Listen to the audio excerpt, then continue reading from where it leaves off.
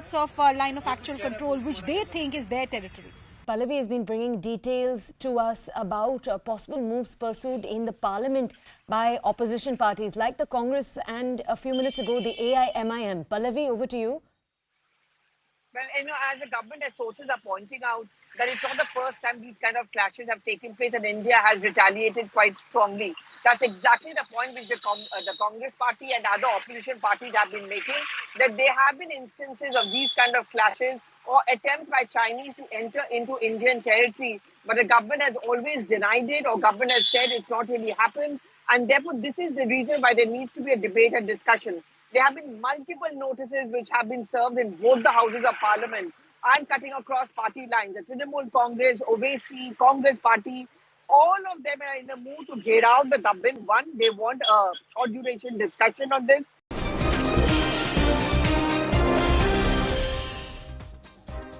Welcome back. The prime accused in the massacre at Boktoi village in West Bengal's Birbhum district was found dead in CBI custody. The accused, Lalan Sheikh, was found hanging inside the toilet. Chief Minister Mamata Banerjee has now raised questions over the death, demanding a thorough investigation of how this could have happened while he was in CBI custody. An FIR has now been registered and investigation is underway, but the political fight is also peaking. The BJP claims that TMC may have put pressure on the family to save its leaders. Now remember, this case is about 10 people who were burnt to death when 8 huts were set ablaze on March 21st after the murder of TMC Panchayat official Badu Sheikh. The leader of the opposition in Bengal and some other leaders, everybody was saying that we will start our operation from December. I'm afraid, is it not a part of that operation which was being mentioned by the BJP leaders? And now the people of the country, everywhere and anywhere, they want CBI inquiry. And if somebody is dead when he was under the custody of CBI, so how the people of the country will put their faith on the agency? See, investigation was on for the Bakhtui case and Lalan Sheikh was in the custody. So this is a custodial death. But whether it is a suicide or whether he was forced to commit this suicide because of immense pressure on the family. And now who has given this pressure on the family? Those facts needs to come out, because maybe there is some kind of a cover-up which TMC is trying to do. Because real names who were behind this Bakhtui Kand, those names are some big names which were supposed to come out. So we do not know. So I believe that even a CBI investigation should be done on his death. That's all we could pack in for you in this edition of Nation at 5, and it's a wrap from my side. Zaka Jacob joins you next.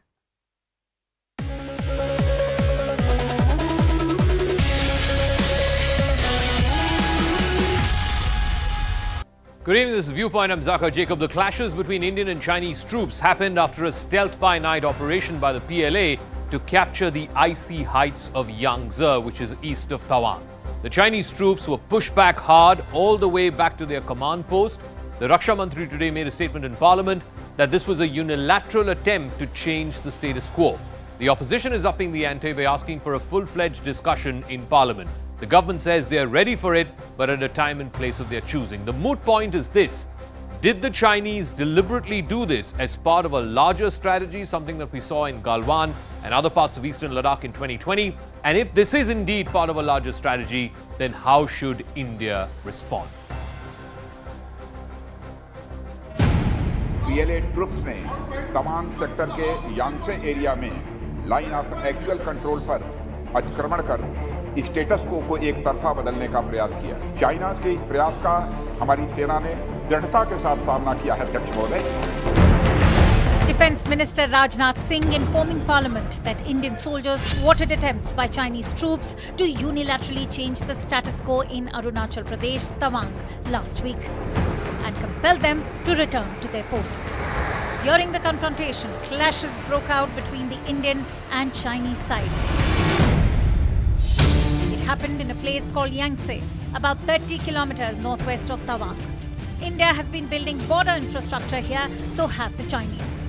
The clash happened on the night between 8th and 9th December. About 300 Chinese troops tried to capture icy heights around Yangtze. If either side manages to capture the heights at 17,000 feet, it would give them visibility up to 25 to 30 kilometers on either side. Hence, there's no need for patrolling in the harsh winter months. More than 2 years after the deadly Galwan clashes, Chinese troops turned to the same playbook. While no lethal weapons were used, PLA troops were armed with clubs, sticks and machetes. Around 6 soldiers were injured on the Indian side. The number of injuries on the Chinese side are believed to be far more. भारतीय सेना ने बहादुरी से PLA को हमारी territory में आक्रमण करने से रोका और उन्हें उनकी पोस्ट पर वापस जाने के लिए मजबूर कर दिया। अध्यक्ष महोदय, हमारे किसी भी सैनिक की न तो मृत्यु हुई है और न ही कोई गंभीर रूप से घायल हुआ है। But while India stood firm amid Chinese aggression, the opposition saw opportunity to target the government. And why I say that is that why are they hiding behind the bravery of our Indian soldiers? Where is their political leadership? Where is their bravery? But there is a need for a wider and a deeper discussion on why China is doing that. Home Minister Amit Shah countered Congress with this big attack. Congress सरकार ने चीन की धमकी के बाद हमारे road और vital border infrastructures का निर्माण डैम चौक में रोक दिया कि राजीव गांधी फाउंडेशन को 2005-6 और 2006-7 के वित्तीय साल में चीनी दूतावास से 1,35,00,000 रुपए का अनुदान प्राप्त हुआ था। अरे उसका इसका क्या संबंध है? तुम अगर हमारी गलती है तो फांसी पे लगाओ, लेकिन इससे क्यों जोड़ रहे हो? देश की सुरक्षा है। As the war of words continues, are we headed for a full-blown conflict with China? All right, on the talking point this evening, Vishnu Prakash's former diplomat, Saket Mishra, China watcher, also joining us. Ashpreet Khadial of the Congress and Charu Pragya of the BJP will be joining us, and will be joined by Victor Gao, who is a former Chinese diplomat. Vishnu Prakash, let me start with you first.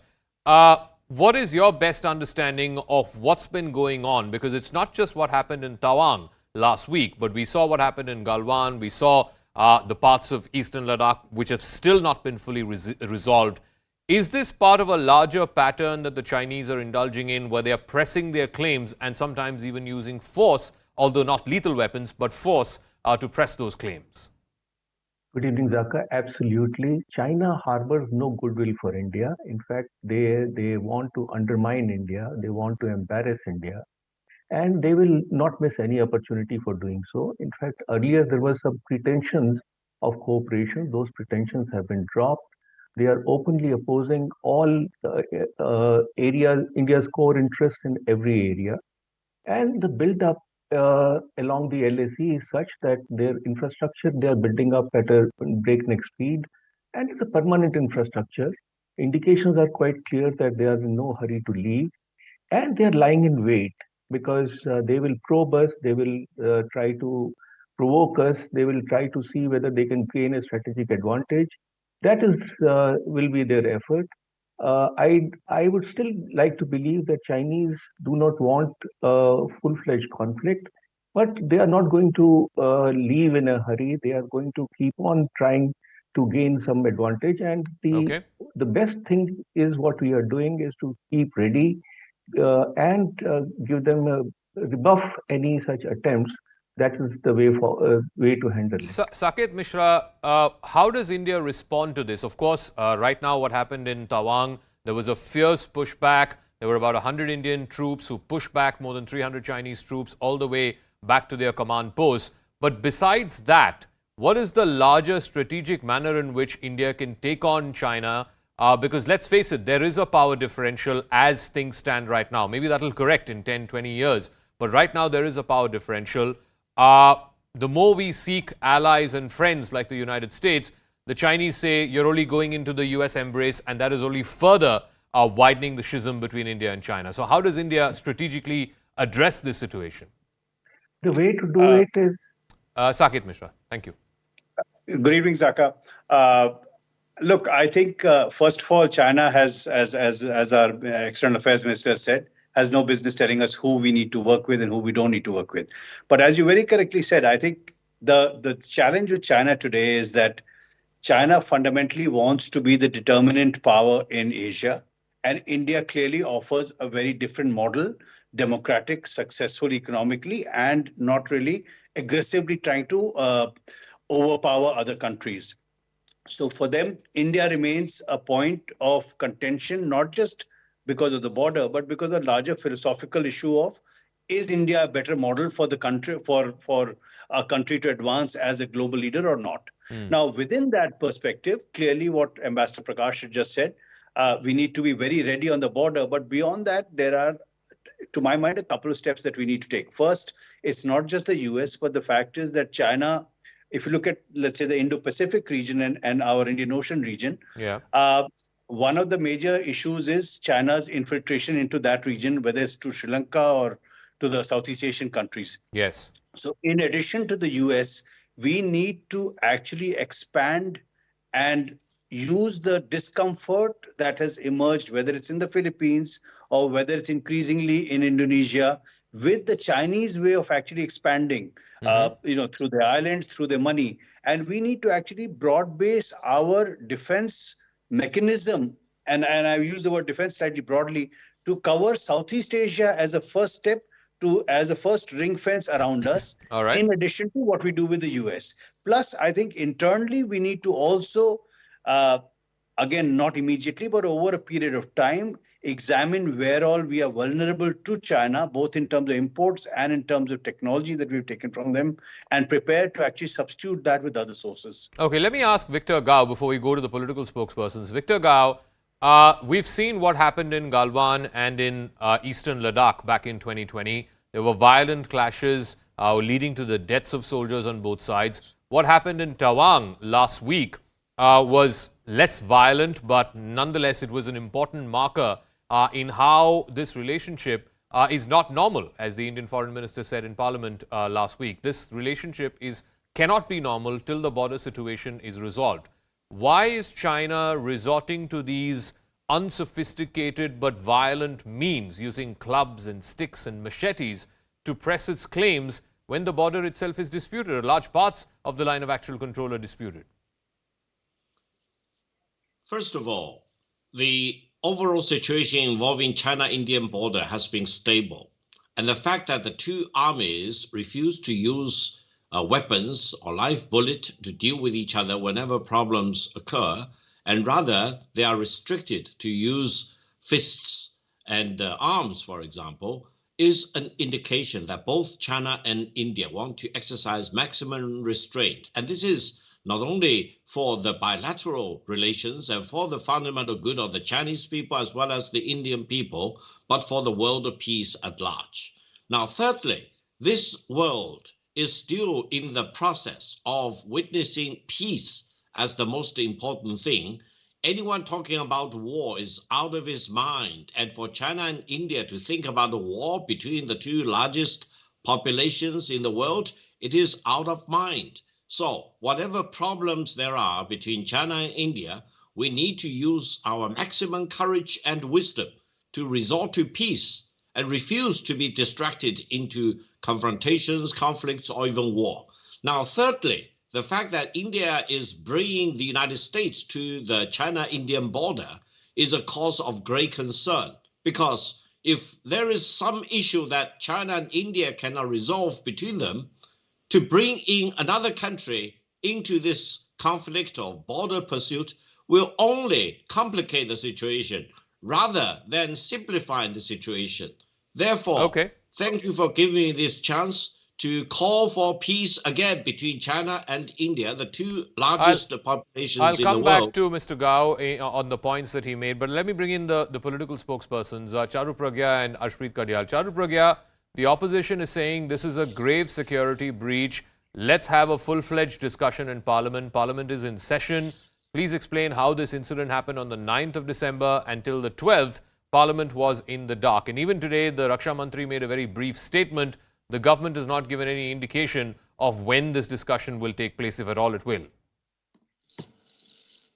Dhaka, this is an issue which should not be politicized, and unfortunately, Congress and some opposition parties choose to do just that. There are very few leaders in the opposition. There are definitely some who are still sticking to pro-India statements, and I will request to those who are trying to rake this up and create a political storm out of this should refrain from doing so.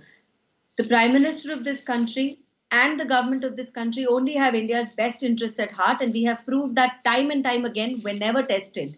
The same cannot be said for the Congress party. I can get into a list of things that Congress leaders have resorted to over the last very many decades, which have been more pro-China than pro-nation.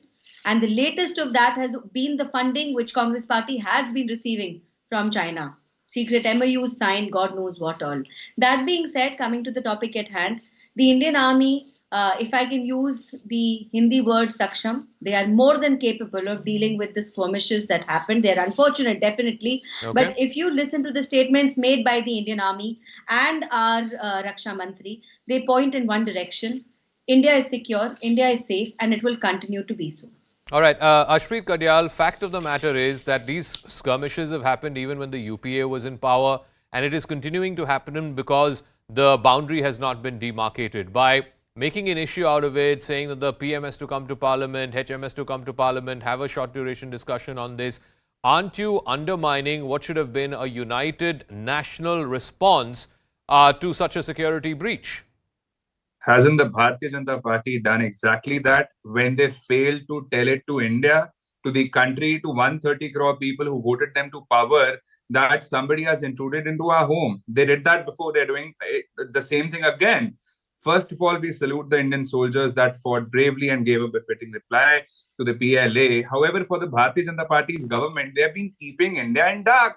I mean, how can the Bharatiya Janata Party not tell the people of India that something of this sort has happened? And the defense minister only spoke about it after the media report came to forth. And I want to know it from the Bharatiya Janata Party as to why do they hide such things? Are they trying to protect Mr. Modi's image at the cost of India's national interest and integrity? And number two, isn't China being emboldened because of this? When China sees that, you know, the government is not even conveying it to their people, their interests, their vision, you know, their attacks, they get emboldened because the government has failed to do that. And number four, you know, China is openly intruding. And what does Mr. Modi do? He goes to Bali, greets Xi Jinping with a red shirt instead of a lal aankh. I mean, the Bharatiya Janata Party's inaction, incompetence, and inexperience has led to this. First Galwan, then Depsang, now this. And we have been losing our Charu, respond. What sense does it make for PM to have that brief interaction with Xi Jinping on the sidelines of Bali G20 when even in the Eastern Ladakh sector, where even today, Depsang and Demchok, those issues have not been, those friction points have not been resolved. Now you have a fresh one in Tawang. Shouldn't India take a serious, hard re-look at the bilateral relationship itself? Dhaka, and how does the Congress party advise to resolve any issue that India has with China by getting into a full-fledged war? Is that what they are asking for? These are the very same people who cry out against a war when it suits them.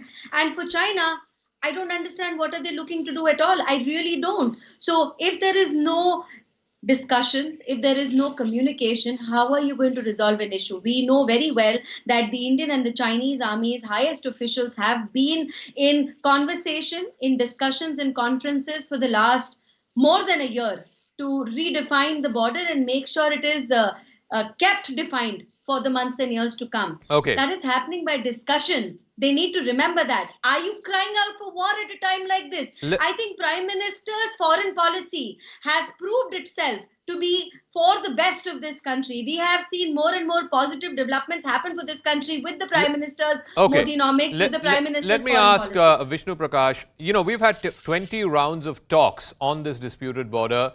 It started at the time when Mr. Vajpayee was Prime Minister and I think Hu Jintao was the Chinese President. It's been going on and on. There is a feeling in the Indian security establishment, the reason why we are not seeing any kind of resolution in those talks is because it is in China's interest to keep this power differential going, to keep this issue on the front burner. From time to time, they can turn on the heat on this issue because it suits them strategically and tactically. If that is the case, A, do you agree with that assessment? And B, if that is the case, then how does India deal with this hot border, as it were? Aka, what is the choice? If we don't talk, do we fight? To say that Prime Minister had shaken hands with Xi Jinping at Bali, so should he have gone and stared at Xi Jinping? Would that have served a better purpose? You know, we have a situation where we have a powerful adversary and they are doing what they are doing. So we have to make sure that we secure ourselves, we engage in a meaningful dialogue. Yes, it has taken a long time. Maybe it will take another 50 years. But talking is much better than fighting. And that is what India is trying to do. In the meantime, the reason China is behaving the way it is behaving is that the comprehensive national power balance is shifting. But we are now catching up. Okay. We are building infrastructure. We are extending our linkages with other countries. We are strengthening our relations with countries around China. That's the way to do that. So, you know, it's very easy to say that let us shut shop, let us stare at each other, let's start fighting. I mean, that is not the solution. This is not the time of war.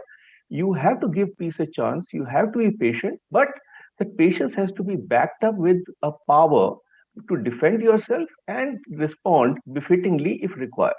Mr. Gao, you know, the problem that happened in 2020 in the western sector, which is in Ladakh, and what has happened today, last week in Tawang, is that the Chinese are the ones who are trying to unilaterally change the status quo. No one is disagreeing that these are disputed structures, these are disputed points, friction points along the line of actual control.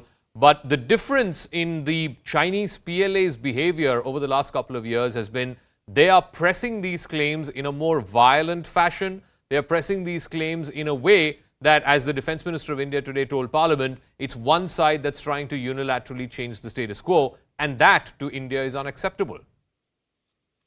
With due respect, allow me to disagree completely with what you just now said. There are indeed territorial disputes between China and India. But allow me to emphasize, China is not to be blamed, neither is India. Who should be blamed? It is the British Indian Empire that should bear the responsibility. Because for thousands of years, between China and India, there have never been territorial disputes. The people on both sides of the border lived in peace with each other for thousands of years. It was the British Indian Empire which wanted to expand into China's Tibet region, and thus they caused a lot of territorial disputes. And therefore, we really need to look at history, and we really need to know that peace will always be more desirable than war. And it is absolutely the wrong time for either China or India to think about war against each other. Why? Because both of us need to have development. Both people need to cherish peace, and we need to use wisdom to negotiate and do all kinds of peaceful talk to calm down the border disputes on the one hand, and then try our best to figure out what should be the best solution. We should not become victims of the British Indian Empire. But you know, you can't go back to the 18th century and redraw the McMahon line. Get along with each other in peace. Let me ask Saket Mishra that, because I don't think this can be seen in isolation. It's not like China, India are the only border disputes that are flaring up from time to time. You look at all the maritime disputes that China has, whether it's with Japan, with South Korea, with Indonesia. These also flare with Vietnam. It keeps flaring up from time to time. And all of those countries also say the same thing, that it is because China wants to be the preeminent power here in the Indo-Pacific. And that's why they are claiming these islands. And that's why they're going there and building these airstrips and other military infrastructure. They want to do something similar along the LAC. It's time that India realizes this larger design, this larger pattern. Zaka, absolutely correct. And respectfully, I would like to also disagree fairly strongly with Professor Gao. See, China, if you start looking at re-engagement of China with the Western world from the 70s onwards, had a free ride for about 20-25 years. when they kept promising X, Y, Z, liberalization of trade regimes, no manipulation of currency. And in effect, they built up an economy based on these premises. It seems that the world has caught on to that, and the world is therefore stopping that. Similarly, some of the initiatives that they took in terms of helping and, well, I would say trying to buy other countries through debt, that has also come a cropper. Therefore, China now is almost being forced, along with the fact that President Xi Jinping is facing internal dissent that perhaps he did not foresee earlier. Therefore, the only path that they're taking is through violent actions, whether it's here or it's going after an Australian Coast Guard ship or an Australian plane or a US plane, because guess what? These are international waters. And the term status quo is highly misleading because that has been the consistent strategy. It's like a strategy where they would come, whether it's with us, whether it's with the Philippines, whether it's with Japan, whether it's with other countries. You grab a little piece of land, and then you talk about status quo, and that becomes a status quo because the other person does not respond or has not defended. It's as saying this is the new normal in the Chinese parlance. But I'll give the final words to the political spokespersons, Charu Pragya and then Ashpreet Karyal. Charu, when can we expect a debate and a slightly more broader statement, not just on what happened in Tawang? Of course, the details have been shared by the Raksha Mantri, but what is India's larger plan to deal with this menace? You have Quad on the one side, you have partner countries and friendly countries like the US, Australia, Japan, etc. But ultimately, none of these countries are going to fight your fight. It is up to India to fight this fight. And the Indian Army and the Indian government are geared up very strongly to take this fight forward. Not 1 inch of Indian land is going to any other country. And that is a statement I make with a lot of confidence. In the times to come, when the time is right, our defense minister, our army senior officers will be making statements. I only appeal to the opposition right now to keep India first and not their own political selfish motives. Okay, Ashpreet, I'll give you the final word. You may dismiss this as, diversionary tactic. What's the point of talking about what happened in 62 today? But fact is that 62 war is fundamentally and primarily responsible for this baggage from history that we're dealing with even today. What's responsible for what China is doing to India today is the policy of Mr. Modi, the Bharatiya Janata Party's government, which is DDLJ: deny, distract, lie, and justify. That is what they have been doing ever since they came into power, and that's why India is having to pay a cost for that. Our army is having to pay a cost for that. I haven't been able to understand as to why the Bharatiya Janata Party has not been proactive. They have, due to their lies, their mismanagement, their timidity, today China is, trying to overpower India. We have been nice to them. We have been trying to appease them. We don't understand why is Mr. Modi quiet all the time over these issues. And when we say you should debate upon this, the Bharatiya Janata Party would not give a proper reply, as if, we'll have to leave it at that. We'll have to leave it at that. All I'll say is two things. I've got to wrap up. All I'll say is two things. Yes, do we need to see a discussion on this on Parliament? Of course, we absolutely do. Yet at the same time, there needs to be a unified response. We see this in America when it comes to national security. The Democrats and the Republicans, they may have 100 things that divide them, but when it comes to national security, they have a unified response. And I think it's high time that we see that here in India as well. As we close, I'm going to toss to an explainer that I did a short while ago, explaining the terrain, the lay of the land, why this particular area of Yangtze was chosen by the Chinese, by 300 PLA troops to try and get those icy heights, capture those heights, get area domination even as the winter sets in just before the snow. Why were they trying to do that? What is it that the Indian troops did to push back and push them all the way back to their command posts? And why this may be the new normal in these disputed areas? So this latest clash that happened between Indian and Chinese troops comes 2 years after what we saw in Galwan. It's important to understand where this happened. It's happened in a place called Yangtze, and let's try and sort of locate Yangtze on a map in the eastern sector for you. It's very close to Tawang. It's about 25-30 kilometers northeast of Tawang. Remember, Tawang is the last big command headquarters that we have as far as the eastern side is concerned, the eastern sector is concerned. Remember, both India and China have been building infrastructure, particularly the Chinese side, heavy-duty infrastructure leading all the way up to some villages on the other side of Yangtze. India too has been building a new road in a place called Bamla, east of Bamla, and before this clash point that happened in Yangtze. So there has been massive infrastructure build up by both sides on either side of this clash site called Yangtze. Now the important thing to understand is that this clash, this happened on the intervening night between 8th and 9th of December. This was last week.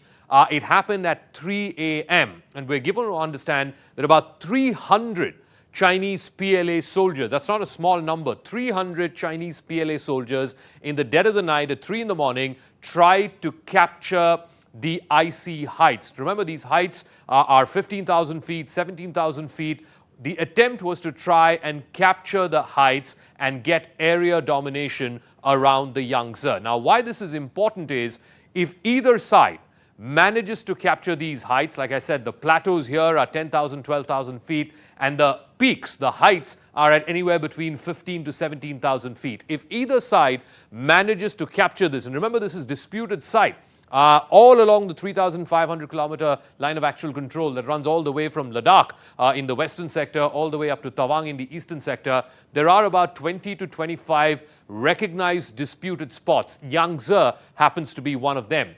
If either side captures Yangtze, then what it means is it gives you visibility, the area domination, the height advantage. It gives you visibility for about 25 to 30 kilometers on either side, on the Indian side as well as on the Chinese side. Now, this is not the first time that this place, Yangtze, has been a site of dispute between Indian and Chinese troops. This same place, the Chinese troops had tried something similar at a much smaller scale, though, in October of 2021. That was last year. Similarly, they had done so in 2016 as well. Now, that time too was around that October-November period. Why they are doing this now at this point of time is once the snow sets in, the terrain is very difficult, the weather is inclement, you cannot move around these areas very easily. It's very difficult to move large number of troops. Therefore, they were looking for that height advantage. And like I said, Yangtze is already one of the recognized disputed sites along the 3,500 kilometer line of actual control. What is important to understand is China has been building on its side of the Yangtze, it has been building what are called these settler villages. What it essentially does is it takes a large number of these veterans or people who have served in the paramilitary forces in China and settles them in these so-called settler villages. On the other side of Yangtze is a village called Xiaokang, which is being used as a launch pad. That's the fear. There are about 600 such settler villages all the way from eastern Ladakh in the western sector, in the middle sector, in Himachal and in Uttarakhand, and of course eventually in Tawang in the eastern sector. These 600 villages, and this is what Indian Army veterans and people in the forces also believe, that these villages, these settler villages like Xiaokang on the opposite side of Yangtze are being used in a way by the Chinese PLA troops to try and use them as launch pads for these kind of stealth operations.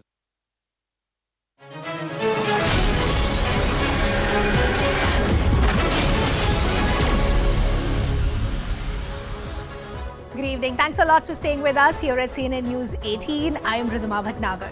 For anyone living in Delhi NCR or travelling through Terminal 3 of the Delhi airport, their plans for the holiday season seem to be going for a toss. Over the past 1 week, passengers have been complaining about snarls, congestion and even fights among passengers. Most passengers have been complaining about the security check taking forever. Now, authorities have said it's revenge travel. It's the first holiday season post-COVID where everything is open. Just look at some of the numbers. On the 11th of December, over 4,27,000 passengers travelled, which means the highest that we've seen ever since the pandemic began, which was in March 2020. But this is not just a Delhi problem, and neither is it just an India problem. Over the next 30 minutes, we will bring you ground reports of what's happening with our airports. We'll speak to experts, we'll speak to passengers to try and understand what can be done to decongest our airports. First, the story so far.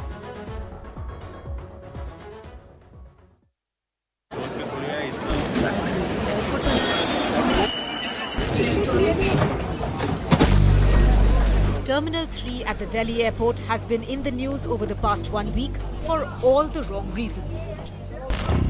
Congestion, long queues, fights among passengers, and even passengers missing flights. At the face of it, the post-COVID revenge travel appears to be the culprit.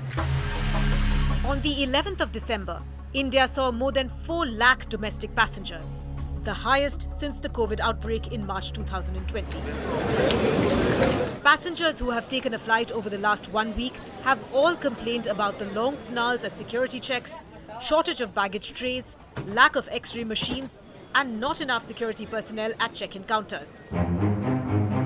Reacting to the criticism from passengers, the centre has now initiated an action plan. The centre hopes to tackle issues at entry, security, and immigration. Traffic marshals will be posted at departure forecourt to avoid vehicular congestion. 2 additional gates have been opened up, taking the total number of gates to 18.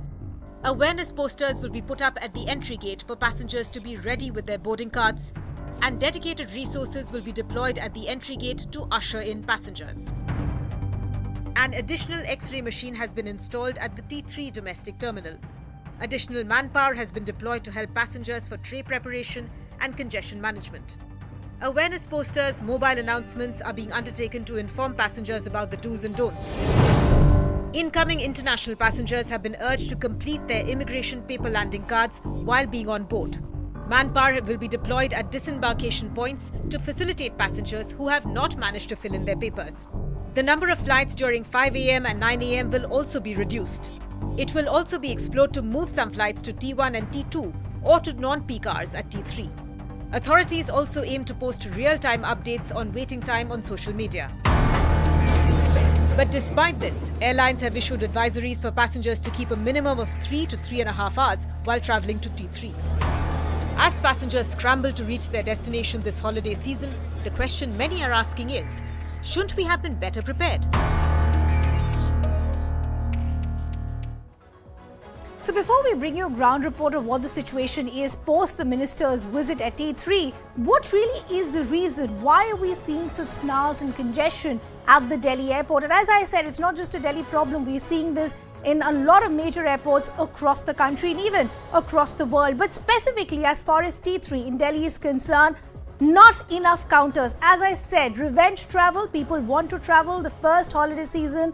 Post everything opening up, the numbers are just too much for the airport to try and contain. Smaller space, and that is why we're seeing a lot of passengers indulging in fights as well. Limited security staff. This, of course, is an issue that has been addressed by the aviation minister, where they are now getting more personnel at the airport. Increasing travellers, as I said, revenge travel. The biggest concern has been how do we understand that there is urgency for the passengers to ensure that they do not miss their flights. I was at the T3 terminal earlier in the day, and this is how things look like. Well, we are at the T3 terminal as far as Delhi's IGI airport is concerned to give you a ground check of what really is happening and why have passengers been complaining of snarls and congestion. Over the last 1 week, we've seen a lot